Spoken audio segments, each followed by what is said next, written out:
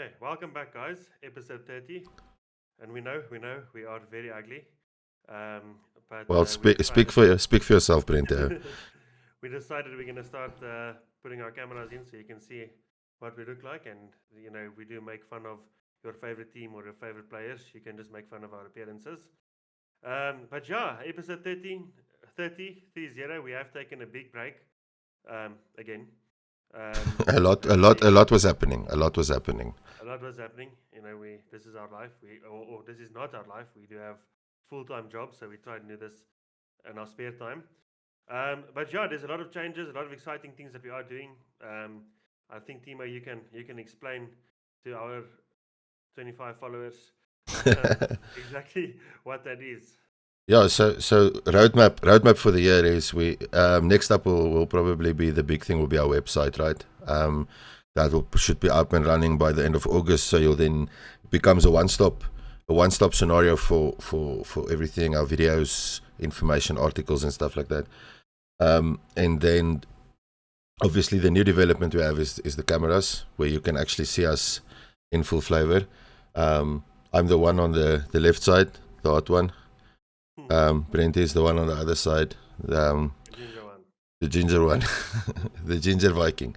Um, so our big thing was getting all this up and running. A lot happened where we weren't able to record, and then Brenton was able to. I was, and said it's really just been a bit of a shit show. So hopefully it's back to a bit stable now, and we can actually just get back to doing our twice a week episodes. And with summer coming, if everything goes well, we'll start doing lives where we'll do hot tub streams. No, I'm just kidding. I'm just kidding. But we are looking potentially early next year, probably by the start of the URC, maybe incorporating on, especially on local derbies, doing a live reaction with you guys, with the community, where we commentate the match alongside the match actually happening. So we're looking forward to that as well. So there's a lot happening and a lot going on. We're not going to bore you with all the technicalities because we are here for rugby, right? Not for not for all the stuff behind it. Yeah. But yeah, so let's get into the nitty gritty of it, and hopefully we can keep it on track this time. Yeah, so that's one of the other things. We are going to try and keep our episodes shorter, and we say that every single episode. But I actually have a timer on the left of me. We are going to try and keep the 20-minute episodes, which will probably be 25 minutes because I only put the timer on now. So we are going to try and keep our episodes shorter. We're going to try and be a little bit less confrontational against teams while I am. Yeah, we discussed that. I'm not even going to attempt. I'm not even going to try that. So, James Lowe, if you're going to play rugby for another season, it's going to be brutal. Yeah, from Spear Tackle's side, I'm just saying. Brenton committed to that island. So I think obviously our main topic, the only topic in South Africa rugby at the moment, is the Springbok team that was announced yesterday, which we are late to, like usual. So I've got the team up on the left here. I think Timo will Yeah, bring it up. let me pull it up for us quickly. So this is Rassi's Springbok side. It's a tad controversial for me, to be brutally honest. Yeah. Rassi always has a plan, and we tend to doubt in his plan. But yeah, it's a very unique team. If I look at it, it is a unique team. I don't know if this is the strongest team, and my fear is that we might be underestimating a bit here. I think we're underestimating a bit. Well, look, to me, I think this is a very, very strong team. Definitely not the strongest team we could have put out. Obviously we do have a problem 8. But I think obviously Oxenchair, Malcolm Marks, Wilkelo, I think that is our strongest front row at the moment. With Eben Etzebeth, Lord Jager, I'm happy Lord Jager's back. I'll be 100% honest with you. I think Lord Jager played unbelievably well against the Barbarians after a very, very long, injury and just very long without seeing him in a Springbok shirt. So I'm very excited for that. Marco van Staden. Marco van Staden is probably one of the players that I think gets a lot of undeserved hate, and I think a lot of people will disagree with me with that. But I think he's an unbelievable player. He does have a lot. He makes Physical, 80 minutes, but physical he's is unbelievably physical. He's very physical, and he's just got this anger, mannerism of him. Just like he just wants to fuck you up, and I actually like that about him. yes, Um, definitely. yeah, Peter Stefetoy. I mean, no words there. The one controversial thing for me is probably Siya Kolisi on 8. I know he played for the Sharks on 8, and he had a few games where he was very good on 8. But he also had a lot of games where he really wasn't that good. Look, we don't have a specialized 8th man in this squad. I mean, obviously Jasper Visa getting injured. I thought Rassie would pick Jean-Luc Dupria, and we made our own teams, which we'll go through later on as well. And then you'll see I also picked Jean-Luc Dupria, for now. And then Grant Williams, best 9 in the world. Mani Lebok. I know how you feel about him, so maybe you can add on to that. Well, it's. I think it's a better option than Sasha at the moment. I think Mani has been solid. He's been consistent. When he came on in our warm up matches, he was slotting kicks that weren't the easiest kicks. The thing that I'm worried about is just mentioning that number 10 jersey. There's not really a recognized replacement for him. No, there isn't. Well, not just that. There's not really a recognized replacement for Mani or at number 10. You've got Damien, but Damien has also been not really playing at fly off. But with Rassie, for all we know, by minute 60, Kwagga will be playing at 10. So, we don't know anymore. For me, I would say if I had to look at that scrum, obviously, I think there's a lot of players that I think are getting to the end of it. But I think this is a younger side, because looking at the lock pairing of Eben and Luet, they can probably still do another World Cup together as a lock pairing, so it's not a problem. Yeah. I do think the next World Cup, for the amount for his work rate, I do think the next World Cup for Peter Steff is going to be a tall order, though.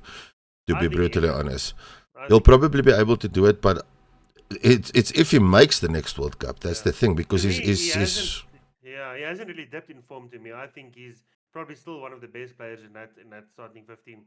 But just to add on to Mani, what you were saying, look, I love Mani, and I think he's a very, very good player. Obviously, it's no secret that his kicking is very shit,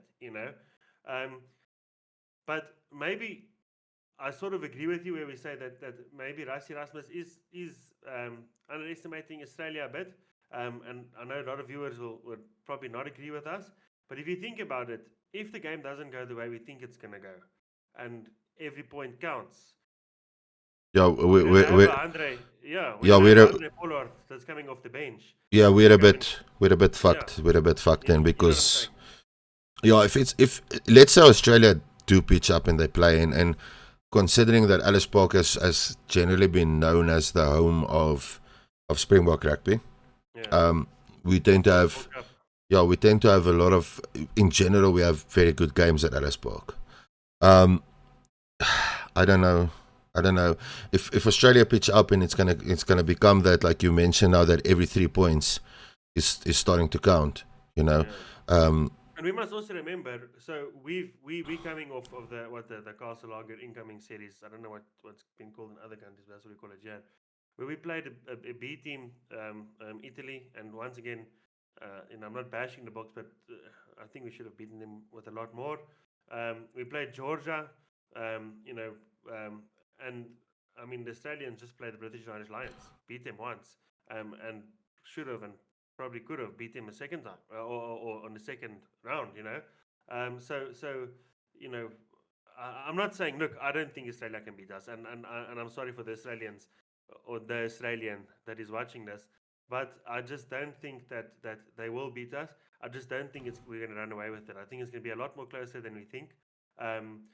But I'm excited. I mean, and the thing I'm the most excited for is Ebenezer Vet versus Will Skelton. I mean, that is going to be a battle. I have no idea who that little guy is that you're talking about. Eben on the other hand, Will Skelton also. We're going to bring that up again. These guys are playing Super Rugby, and I know everybody's like, oh, but Super Rugby. I don't know. I can't even remember. La Rochelle. Yeah, I can't even remember. What's this other guy that's always complaining about the South African tactics? The guy that won like 2 matches with Scotland. Matt Wallace. I don't know. Something the I can't remember. I don't pay attention to nobody's. Yeah, that guy. So you're looking at that, and it's a similar thing, with this. I feel that Australia, yes, okay, we did okay with the British and Irish Lions and stuff like that. Did you really do okay though? Did you really do okay? The first game, well, we won't dive too deep in it. Like I said, I've got my timer on 7 minutes already. But the first game, I think they did very bad. I'll be honest with you. I don't think they and that was also because Will Skelton and Valentini weren't playing. The second game, I thought they did very, very well. And that was the impact that players like Will Skelton and Valentini made. And then the third game, I thought. Look, the third game is a bit of a write-off, let's be honest. After those British and Irish Lions were probably drunk the night before still, because they won the series after the second game.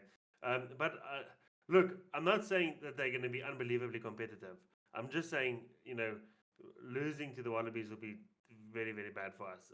And we shouldn't underestimate them, I think, we don't really know where they are at exactly. I think the thing we need to look at in general, the Wallabies are also in a rebuilding phase. There's a lot of political bullshit in Australian rugby at the moment, and all that.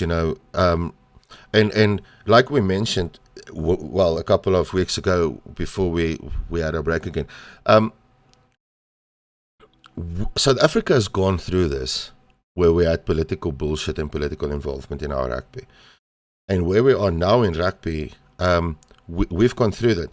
This is going to be a learning curve for Australia, and if they don't approach this in the correct way, we came out of that. If you look back, come Staldra 2003 and all this stuff, right? Where we are now, which is less than 20 years later, is phenomenal. Yeah. If Australia don't approach this correctly, they could possibly sink Australian rugby. But the one thing I can tell you, in general, you never write off one of the top 4 Southern Hemisphere teams. Just like you never write off one of the top 5 Northern Hemisphere teams. Yeah. You never write off any of those teams because Australia could be going through something. The one thing about Australia that stands out for me that I saw with the tour is that they have this extremely, extremely lightning backline.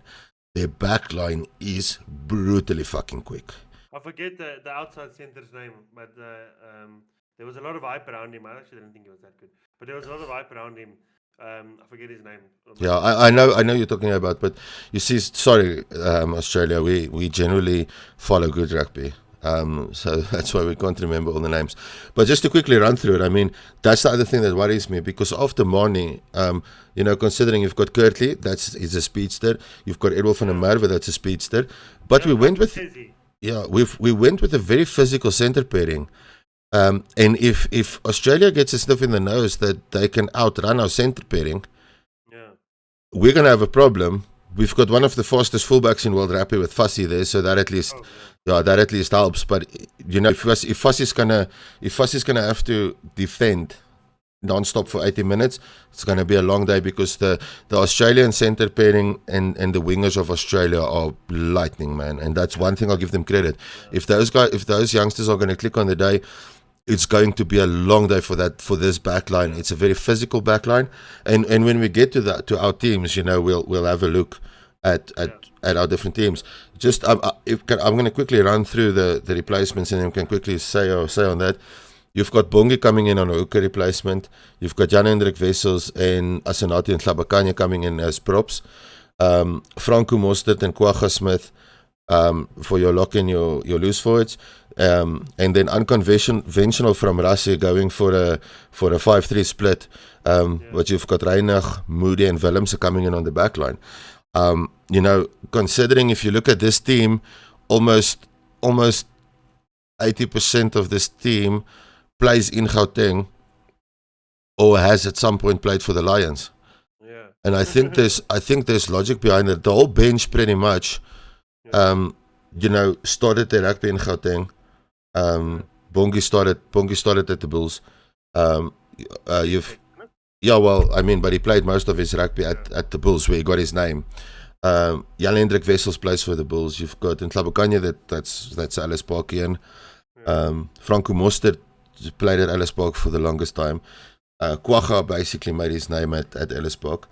Um, and then looking, you've got Edward there, Jesse Kriel, Andre Esterhuizen. Well, Jesse Kriel used to play for the Bulls, so he's used to. I think Rassi chose his team or a group of players that would be able to that understands the conditions. Yeah. And at the moment, the back end of our winter has been this dry heat again. So we're getting this we're going into our summer season now where it's this dry weather. So I think he's definitely chosen it with a tactic. But if our backline does not click, it's going to be a long afternoon. We're definitely going to dominate forwards. But if their backline starts getting loose ball, with our backline having a very tanky center pairing and whatnot, our back three could be very busy defending. Look, I think if there's one general that you want to have starting to get your backline singing, it's Marty Lubbock. I mean, that is what he's best in. And between our three main fly-offs, I don't think we really have a settled number one yet, and people can argue about that. But between Mani, Andre, and Sasha, I think Mani is probably, the one that gets the backline singing the best for me. And Andre is obviously a lot more tactical, and I think Sasha is somewhere in between. But yeah, then my thoughts on it as well. Kirtley, I'm very happy. I think Kirtley's an unbelievable player. Edolf van der Merwe above Chesy. I know Chesy is fit to play. I know there was an injury scare, but I heard that he is fit to play. I think the reason Chesy's not playing is because Rassi doesn't want to risk him before we play the biggest game of the year for me, which is obviously Eden Park. Eden Park.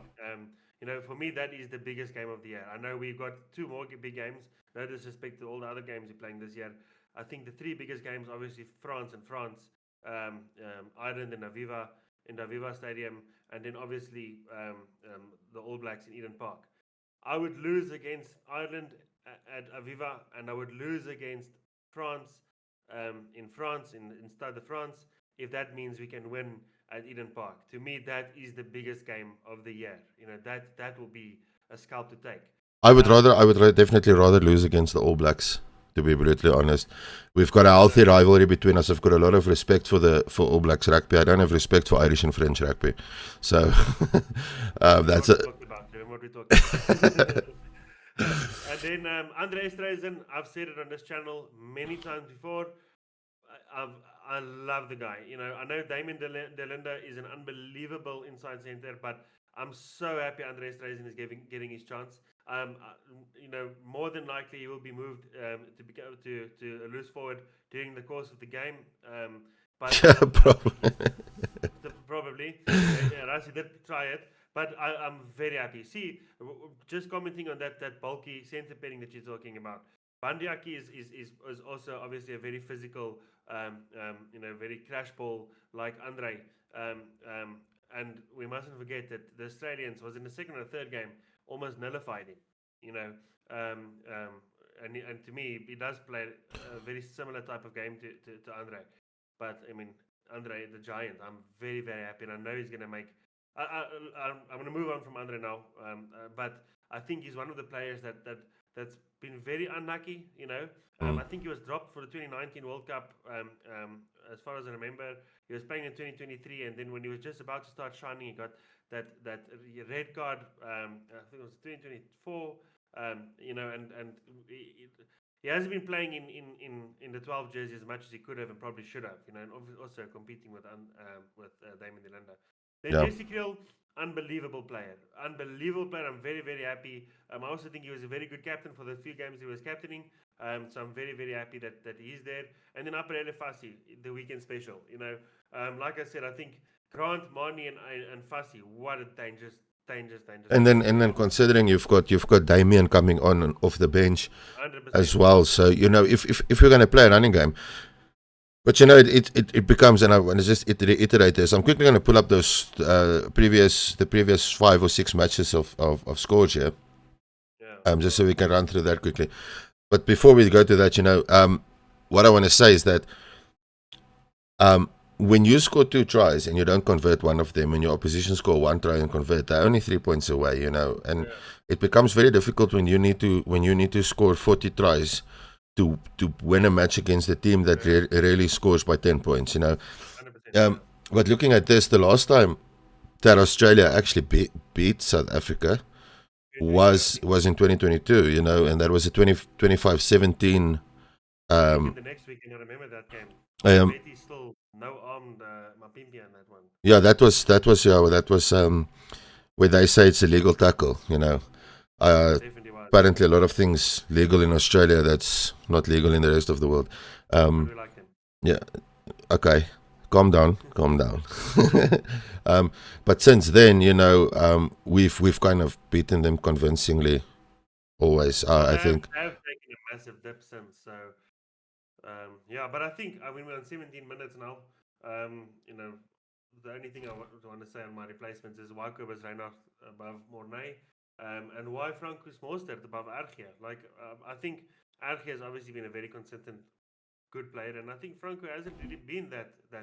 Like, no disrespect, Franco is a monster. He is. I just rate Argia a bit higher than him at the moment. I think it is tactical. I think this is Maybe it is. a bit of a fill in the water, and I think they're also saving a lot of players, probably for the tour to New Zealand, and keeping a subsection of your senior team there with the more unbled players. All right. So we are on 19 minutes now. So we're gonna do our teams. Yeah, Um, we'll do a quick run. We'll do a quick run through that. Let me pull yours up first. so I know. So just to explain what we've done is, we didn't know. We were actually planning to record on Sunday and then Monday, and then we never did. So we were planning to do this before the team got announced. So we I I based mine off of the squad that was selected. For the games against the Australia for the two games. I know that you based yours, but you can explain yours in a bit. Let me just find mine. Um, You went very conservative for me. You almost chose the same team that Russ is fielding. yeah, well, that's just because we think alike. Like I said, I did choose this team before I knew. So I went with Oxy. I mean, he's the best loose forward in the world. There's no denying that. Bongi Monambi, I started him, and the reason for that is I went with Malcolm March as the impact player. I think Malcolm March, in my opinion, is better than Bongi, and Bongi has not been in the best form of late. But I fucking love Bongi Monambi. I'll be 100% honest with you. I love him. I might be, if I was a coach, a very, very unbiased or biased coach. And then when Volko Low, I think enough time has passed, and we can agree that he is our starting tight end. Our number one tight end. Then Eben Etzebeth, fucking love Eben Etzebeth. I've got him there with Rickers, and then I've got him there with the trophy. Best player in the world, in my opinion. Lloyd de Jager, who's been a monster player. I know we only saw him, I think, in the one game, and he was unbelievable in that game. Sia Kolisi, my captain. Once again, I've got him there in the background somewhere. The best captain in the world, best captain the Springboks have ever had. And then I went with John Luke Dupree. I thought that's what Rassi was going to do as well. Seeing that, it was between, we don't really have a specialized eight. It was going to be between him and Kobus Visa, or maybe Kwacha. But we tried Kwacha on eight, and it didn't really work for us before. And then Grant Williams, best nine in South Africa, definitely the best nine in South Africa, not in the world, and I'll probably get a lot of hate for that. But I do think that Antoine Dupont and even Cam Roygaard do edge him a bit. I mean, Cam Roygaard looked very dangerous. Yeah, look, Cam Roygaard, I definitely agree with. I don't know who the other guy is. What's his name again? Overhyped the pond. Yeah.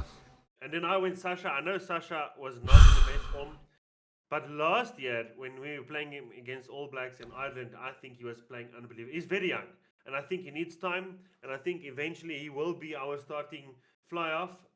But I think there is talent behind this. Like I said, you've got the speed, the pace that Mani has, the ability that he has to put players in space, and then you've got the tactical thinking of Andre. And I think Sasha is sort of somewhere in between that, and I think that's what we need. I still maintain the logic that he's a hit and a miss though. No, I don't think so. I think if we're gonna start, trying to sort of maintain our Springbok DNA in the way we play, but also want to take it to the next level and play the Tony ball. I think Sasha is the guy to do that for us. Then I went Kurtley Arendse. I mean, I don't have to explain that. Andre Esterhuizen, like I said, back the boy.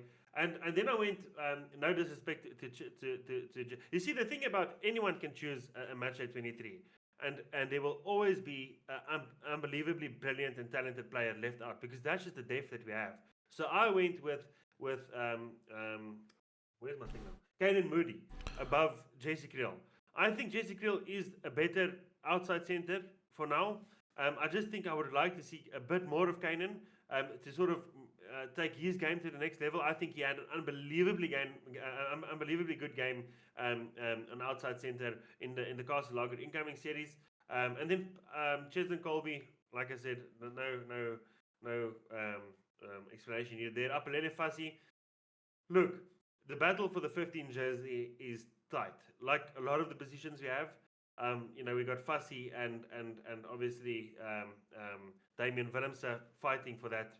And to me, I think Fassi is he's just been there when Willemse was not available, and I think he's really proved himself. Then, like I said, Hendrik Tlabakanye, Argia, Kobus Wiese, Marco van Saden, I've explained, and then I went Mornay van der Berg. I think has a lot of talent, and with a lot of with a bit more time, he might become pivotal for the team. And then my last pick, I went with Andre Pollard.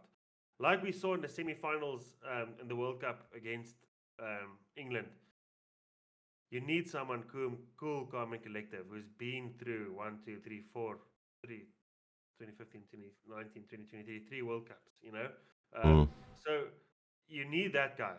When things weren't working out for us when we started Mani, we had Andre who came there and just, kept lasered everything. Everything. And you need that, So that's for sure. My team. That's my team. I think. Okay, I'm gonna run through mine a bit quicker.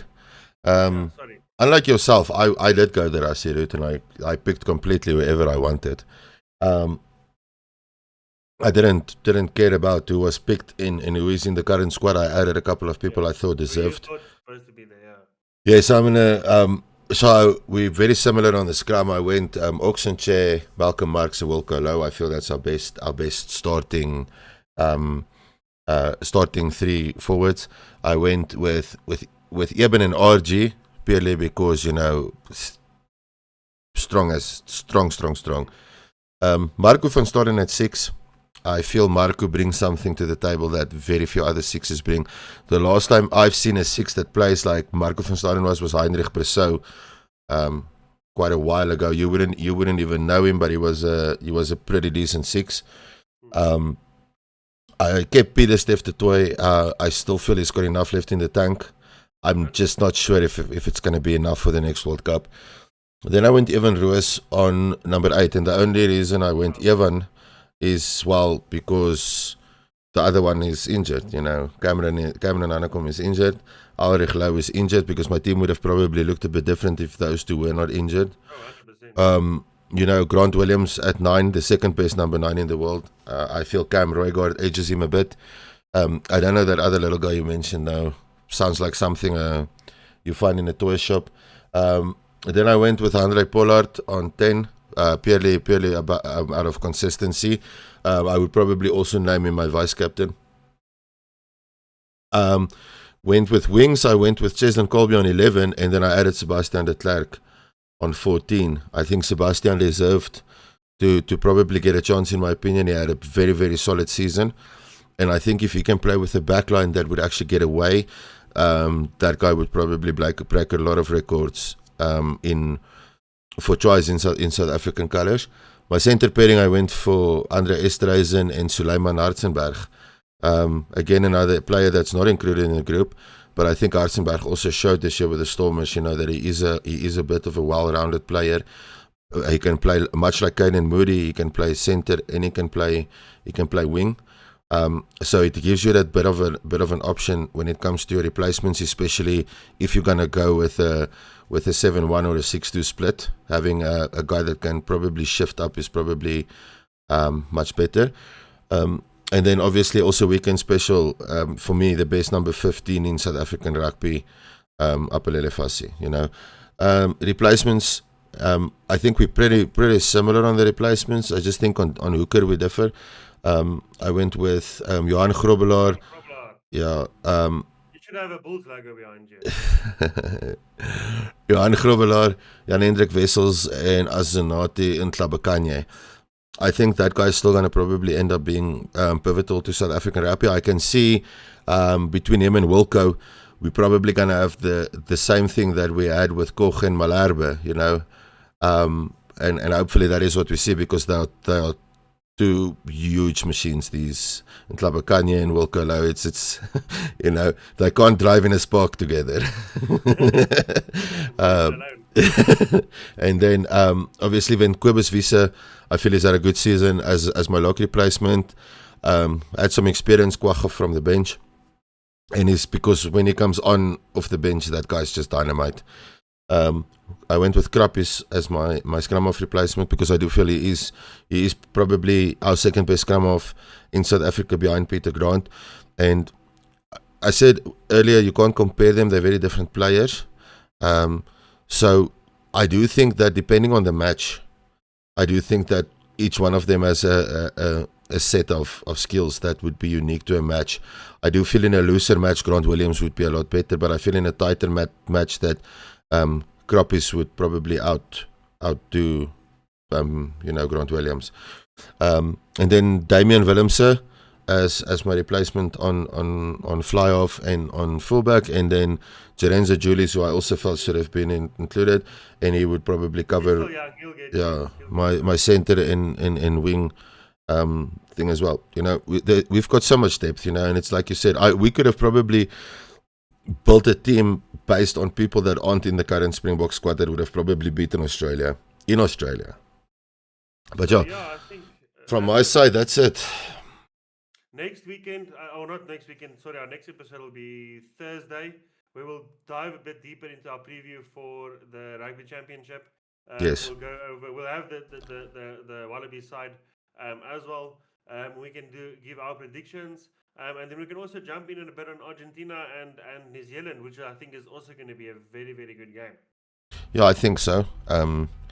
It's going to be interesting. The Argentinians disappointed with their warm-ups against England. Yeah. So, well, we'll see. We'll discuss that. Irish Lions, so, yeah. Oh, well. Cool. All right. Cheers, guys. See you Thursday. Yeah.